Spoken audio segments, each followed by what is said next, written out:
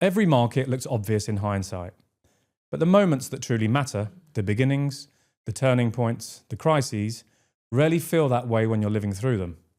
This podcast is about those moments, the decisions people make, the risks they take, and the lessons that only time can teach. Welcome to 20 Years of Mortgages by Mortgage Direct.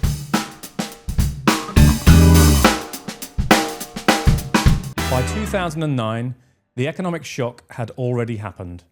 The easy credit of the boom years had gone. Confidence had been shaken.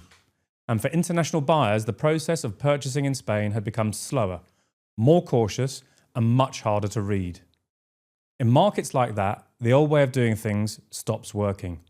This episode is about what 2009 revealed, about how the market changed after the crisis, about why foreign buyers suddenly needed more clarity, more protection, and better support, and about how the industry had started growing up. Joining me today is Virginia de la Cuadra Galera, a Spanish lawyer with extensive experience helping international clients buy property, establish businesses, and settle in Spain, particularly along the Mediterranean coast. Virginia works right where law, language, and client trust meet, which makes her the perfect person to help us understand what buyers really needed in a market like 2009. Virginia, welcome. Thank you. Good morning. And thank you for inviting me today. 2009, for anyone in our industry, the property industry, 2009 was an incredibly tough year. What do you remember most about back then? Probably the surprise, the big change and what happened about around the world, not just in Spain or not just local. We did realize how important was the global situation, how affected to our economy, to our situation, to our business at the end of the day. How Lehman Brothers collapsed and how that produced a change of effect on the banking system and consequently to buying properties in Spain and investing in our country. Yeah, because prior to that, I think it was from the early 90s right the way through to 2007 and 8, which is when the global crisis actually happened. Spain, the property market was doing okay, right? Periods of growth, a big bubble had built, and then all of a sudden, overnight, it's gone. And 2009 was really deep into the recovery period, the very beginning of it, in fact. Yeah, 2005, 2006, they were very, very good years in terms of selling properties, in terms of business. The prices, they went up. The banks, they were lending more money as well. Not just what people or what the buyer needed, was a little bit more an extra that make everyone to being happily spending in all that. I think that created the bubble. And then suddenly, as you said, 2009, there was like everything stopped and shock. It was new for majority of us. So there was a private crisis, but 2008, 2009, there was a big one. Here in Spain, you're a lawyer. So in your role, how did it feel for foreign buyers in terms of, was it way more difficult than before to do a property transaction, to get a mortgage? Definitely, absolutely. It was more difficult because it was more difficult to get that mortgages or that finances. And also because the expectations the buyers have, they suddenly change. It was not only to have a dream, to have a project, to find a property. They did realize everything they needed, it was more, let's say, tedious, like more longer, the periods, the procedure. They did realize they needed a better support, better legal assistance, better trust on the process. Was they no control what it was happening, as before was seeing a property and that was all. Very, very quick, getting in, being on the pool.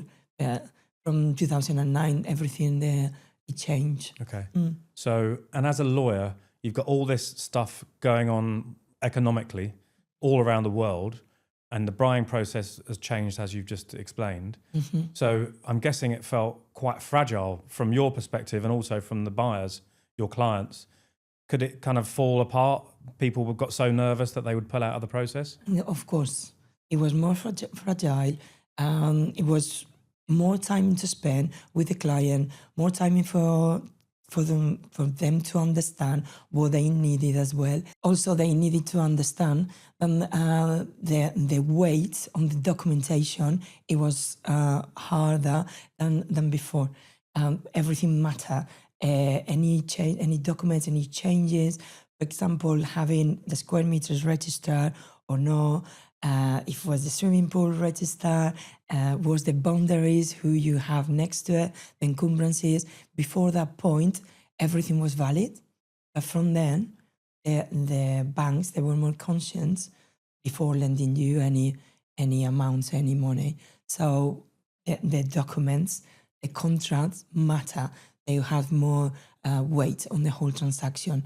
Thinking about that answer, what did 2009 expose into ways that the industry was operating before?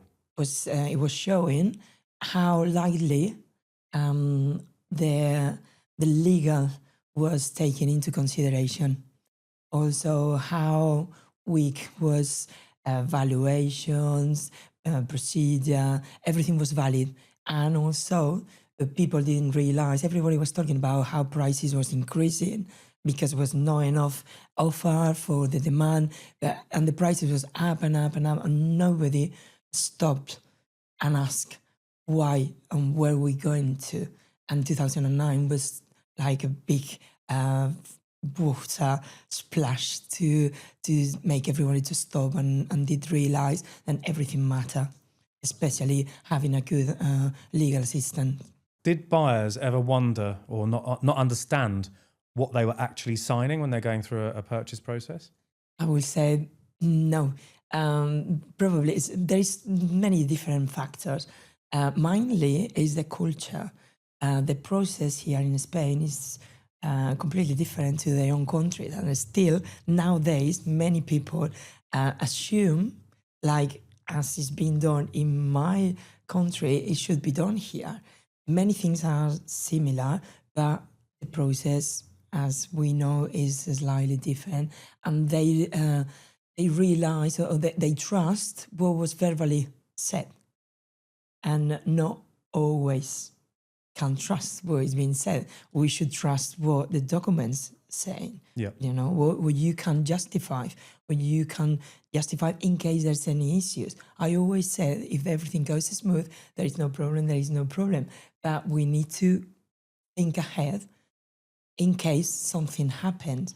And the only way to demonstrate that is to have the documents and have everything Paper right. trail or email trail, or I Exactly. don't think WhatsApp was used much back then, but so everything would have been done from memory by email. Yeah, before, instead of WhatsApps, was all verbal.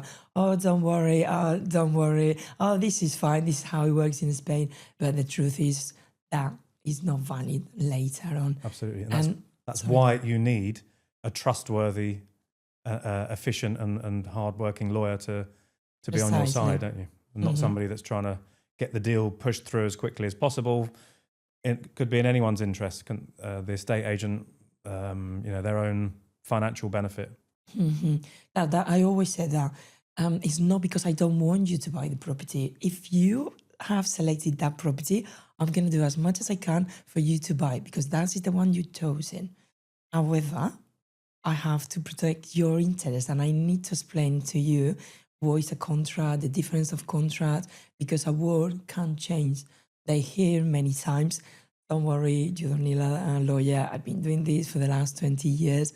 And don't get me wrong, there's a lot of professionals on these sectors. There's people who trust, you can trust, people who work very professionally. But being assisted by a lawyer is always an extra, and it is in your side, it works in your team. Absolutely. We've had many clients down the years who say, oh, I'm not going to use a lawyer. And the first thing we say is, we're not going to help you with legal, because they'll choose not to use a lawyer for financial reasons. They don't want to pay fees. But then we get drawn into, can you review this contract? And we have to say, we will not do that for you. We're not trained. You need to appoint a lawyer. You're buying a property in a foreign country. You don't understand the local laws. some people have still done it, and a lot of them have found themselves having a disastrous situation, and they come to us, and unfortunately we can't help. Yeah, and it's more difficult to untangle. It is better, the sooner the better, because I always say that I'm not getting into the price. If you want to pay this amount, it's fine, it's your choice. But I always said I will be the one dealing with the clauses, with the contracts, and they need to understand as well that even if it looks very naive, a reservation, and that is one of the back in 2009, that is what happened as well. People saw a reservation contract. If you don't go through, don't worry, we'll get your money back. It was at that time was even more difficult In principle. to get the reservation back. And if you get through, you also get the small letter. I always say the small letter, you get obligations as well. Then later on, it counts. So the sooner you contact with a lawyer or with a good service, the better for you, definitely. Yeah, I always say to clients, if I were buying a property now, 20 years in Spain, involved in the property business, I would always use a lawyer myself. So when you were advising clients, did you feel that they felt they were getting less of an explanation than they actually needed? Not you specifically, but in general in the industry? Yeah, in general. And I believe it's because the language barrier. It is not just ask for a coffee and a sandwich in a bar, then understand your legal terms and conditions of your mortgage or within a contract as well. You know, it's like a different level. And also what happened is many clients, they speak a little bit of Spanish and they think they can manage as well and they don't need any more. But that was about 2009 as well. Now people start asking more questions as well and want to understand a little bit more. But yes, definitely they have a little bit less explanation, and that makes, as a consequence, making some mistakes as well. What legal and practical mistakes became more dangerous in 2009? Definitely signing a contract is the more dangerous act that you do, because then it's when you start getting obligation, and also when you put some money, then it'd be like you never get it refunded. Understanding as well the differences between a reservation contract and the different kind of arras contract, because everybody or many people or people is not specialized put all the arras within in the same box, but there is different kind, and a word can change the meaning. That was one of the main mistakes, like being wanted to finish quick as well, and trying to speed up the process and signing anything. And the second one at that time, I will say it was very important to understand the timing. Everything was fast, quick. I was signing there, the mortgage, and the notary was like very busy at the time, very, very busy. And the notary, it was very difficult to get an appointment back then, or just a little bit before, right? Let's say 2006, 7, but 2009 is when everybody put their focus on timing. The deadline are very important. What would be a typical time period there to get from start to finish? It could be a month. We didn't need to wait the call time, the 10, 12 days, and we know we have to do it now. And I believe that was the basis on the laws we have now to protect the consumer. Right. Before, you didn't need to think about it. And the mistake many people is think, or about that time, they thought if in case they couldn't pay their mortgage, they was giving the property they brought, and that was all. The debt was cancelled, but it was not. Even if you was given the house was repossessed for the bank to sell it, you still have a debt. The crisis what it means, they brought it, let's say 200,000, but when the crisis came and the bank was to sell the property, the value was 150. Yep. So it still was 50,000 pending of debt. I remember it. And right. that was the main thing. And not many people knew it. I will say the majority, and especially foreigners. So walking away wasn't really what solution. happened. Claro. You couldn't just walk away. And there were all the stories at the time, people posting their keys through the bank's letterbox and thinking they'd wash their hands of it. Maybe if they didn't want to come back to Spain again, but of course Most people do want to come back to Spain. So you couldn't just walk away, leave the debt, and say, "See you later." No, that was the it makes the difference to understand. It was the obligation was to pay back the whole debt, and was impossible at that time. So Virginia, did you notice a difference in the type of international client profiles there were after the crisis from a legal perspective? Absolutely, there is a massive difference. The profile have changed, especially the demands, what the client needs. They more demanding on more. They want to fully understand the procedure. They are more curious about what they paying, what is the square meter, the value of the square meter of that particular area. They're looking more into where they are going to live or where they are going to invest. They made their homeworks before coming. It was very common. Many people sell their properties on their countries and come in with cash in their banks and their car loaded with their stuff, and we start a new life. Nowadays, you still see clients like they have done it, but they not the majority.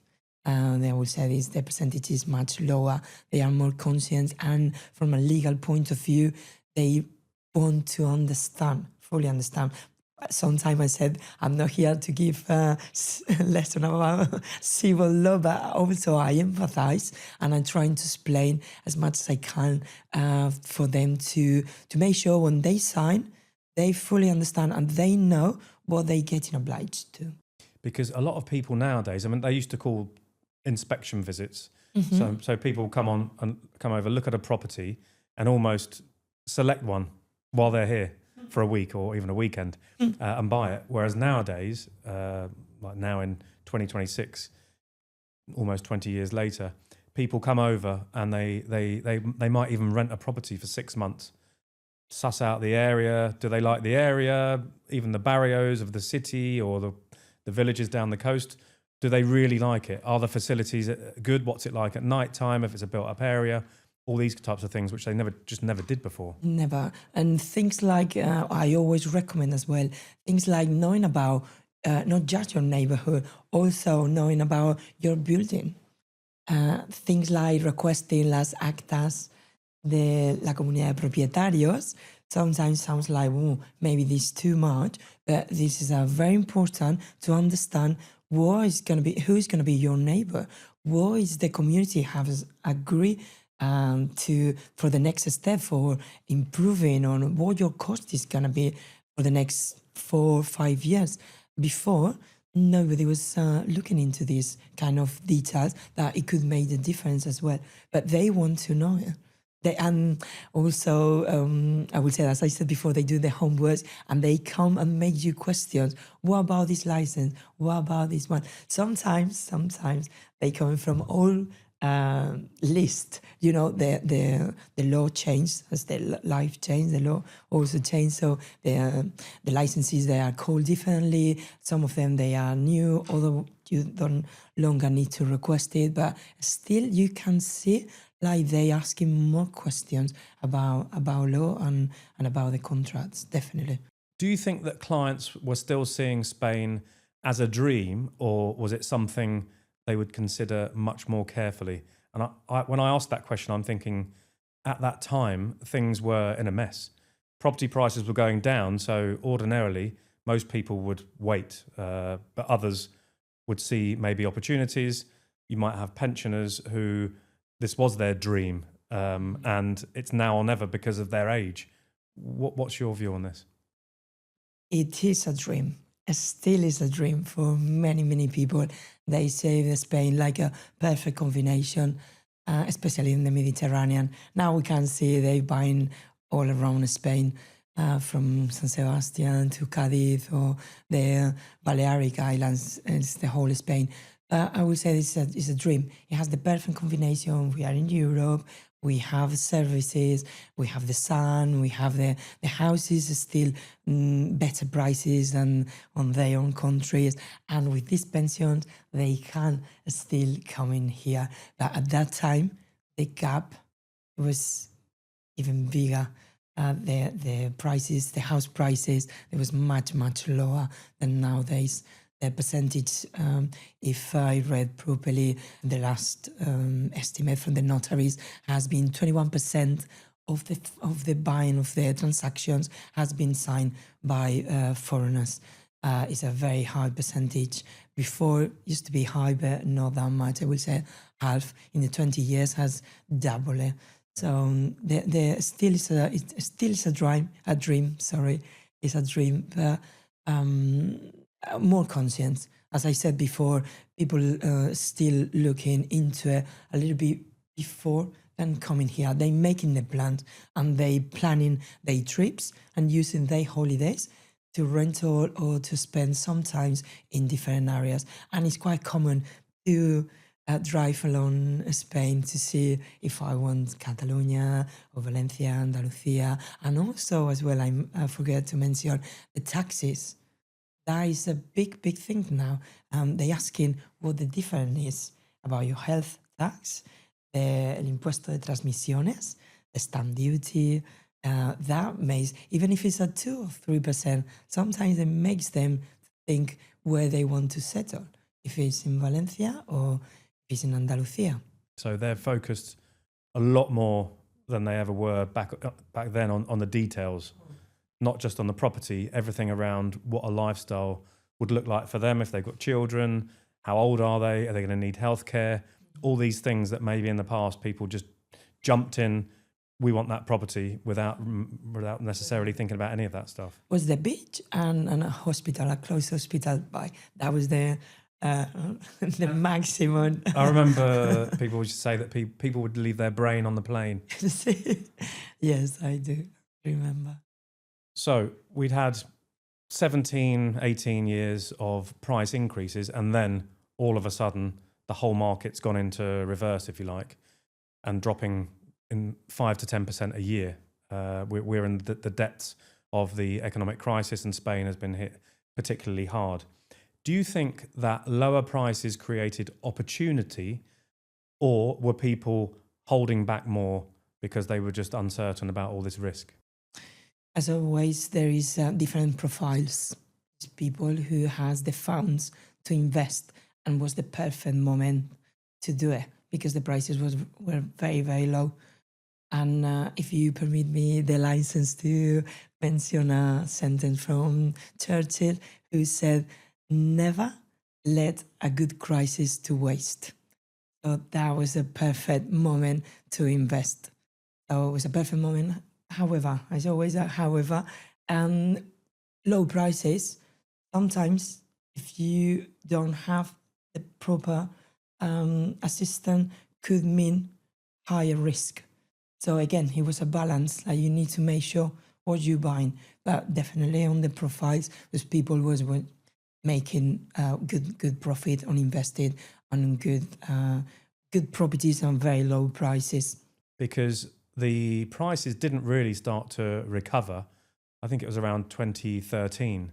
So there were 4 years of prices dropping. But I remember from our time in Mortgage Direct back then, there were wealthy customers that had the cash to buy. They didn't need bank finance, even though they were buying, in many cases, trophy assets. But they were like sharks, seeing those opportunities. Somebody that had gotten into financial difficulty, had an amazing property, probably wouldn't come on the market very often. Here it is. So they were able to take advantage of those kinds of opportunities. The whole system changed as well to stop that kind of practice as well, because many people was taking advantage because there was no boundaries. The boundaries was very weak. Yeah. So yes, people was taking advantage. Other people, the different profiles, they couldn't afford not even to pay their own mortgage because it was the variable that makes the difference. They couldn't afford and pay their monthly quotas. So Virginia, from the lessons that you learned back in 2009, What do you think you can still apply to today? I think I believe what the client wants is to fully understand what they getting in. They need to trust the person who has in front, because I always say this is about trust. They need a good service customer, being there, being quick, because it's a moment of tension as well. And there is very important, very big. It's a big step for them, big investment, and a big change in their life. So what they want is clarity, good customer services, and also anticipation. No explaining when an issue, and I never say a problem, when any issue arises, fine, we need to solve it. But if we anticipated the different possibilities or the different issues we can find, that is, I believe, that they appreciate it the most. Talking about the buyers, so what assumptions do they bring from their home countries that simply they don't apply in Spain? Things like the professionals they are around, they have different systems on the procedure, and they assume they have to have all the paperwork ready for them to buy, because that usually is what happen. Here in Spain, sometimes we have to start pulling, and when you start pulling is when you found you found that you need more information. That is a surprise for them. They assume you will have everything on your table and will be able to start working, and sometimes it don't happen like this. Other times, like they assuming about timing, like when they are pre-approval for a mortgage, that's it, everything's smooth. They don't know there is a risk department that they have to value the whole situation, the whole transaction in terms of the property valuation, they finance it, and they have to present their paperwork again, their pay slip, their banking records, etc. So when you said be ready because you have a deadline, the mortgage is approval for certain time, and it's like surprise now you have to start again. So I always said be careful, we need to play very, very well with the timing. So that is one thing they don't expecting. Why? Because when I put a deadline of 2 months, 3 months, no, everybody was faster. No, month and a half to 6 weeks. Yes, we can have it for 6 weeks, but it's always better to have a deadline a little bit wider. What would be the period that you would say a client, an estate agent pushing a little bit, they want to get the sale, probably because the seller wants to get the sale, so they're only acting on their seller's behalf. So what would you say should be the minimum period? The minimum, if you get with a mortgage involved? Between 6 and 8 weeks. It is very common, say 30 days, 45 days. 45 days sometimes is not enough, especially if we are in summertime. Yeah. From May to August is when it's the busiest time, not just for the number of transactions, also because the holiday periods, there's less staff, is more work and less staff looking into it. So everything is lower. Yeah. Absolutely. So we always tell clients 2 to 3 months with the mortgage, only because it can be done in a shorter time period, but only really if you're focused very early on one bank. If you have 3 banks and you're trying to do 3 applications simultaneously, things can go wrong, and frankly, 6 to 8 weeks. We used to quote 6 to 8 weeks before we had the 2-week cooling off period and so on and so forth. So we often get asked by clients, how long should we allow? And we say 2 months. If they're really pushing for it, we would have to work very fast and understand very early on which is the preferred bank. We can present the 3 options, which is by law a requirement if they exist, but you need to decide on one so that we can focus on that and get things done very quickly. Order the valuation at the beginning, not wait until you get the approval, because the valuation itself could be 1 to 2 weeks. But if possible, 3 months, I think, is an ideal period. All things can happen in the process, unforeseen circumstances, often with the property, the legal documents like the notice in play. they don't always give you the full picture. And lawyers like yourselves that do a thorough job, you can discover any kind of thing during the process as more information becomes available, which can just literally throw those timescales out of the window. So that's your job, obviously, then to protect the client, to make sure that if it's something that's beyond their control, that they're not going to suffer financially from that. But I would like to thank you here to make that point as well to the clients, because it's not my it's not my just my criteria. It's protecting you as well. I always said if we can complete before that period, everybody wants to complete and elevate it to public the deed. So we go in as soon as everybody's ready. But one of my duty is to make sure they understand that if we not accomplish in this period, they can lose their deposit. Also, I must say, usually there is an agreement and we are extending that period. If that is under the faculty of the seller, if he doesn't want or she doesn't want, what we're doing, you could lose your deposit. So it's better, again, better safe than sorry. We put 3 months, and if we can complete before, we're doing before. But it's one of the points, like it's always the hardest to negotiating with the other part. Obviously, me as a seller, if you come in with an offer, I assume you have the money to buy my property. So I always try to insert the clause. If they're very tough about the time in 2 months, at least to have the faculty of extending a month, 2 weeks, depending. And a lot of deals, transactions do get delayed, of course. Sometimes it might be on the seller's side, in which case the buyer is always protected because it's not their fault. But when it's on the buyer side, when there's a mortgage involved, which these things can happen, you need to make sure that there's some flexibility in there. Claro. And certain regions of Spain obviously protect clients on this type of thing. Catalonia has got quite strong laws to protect buyers where there's problems with a mortgage, or even if they can't get a mortgage, that they can get their deposit back. Or with evaluation as well. This is one of the things I'm trying to insert as well. In Valencia, it's not compulsory, which it is in Catalonia. If there is a difference between the selling price and the valuation, the buyer can step back and say that, I don't want to. I cannot carry on with this transaction, and they can have the deposit refunded. Because here is not compulsory. I'm trying to, and sometimes many times, because it's understandable for the sellers as well.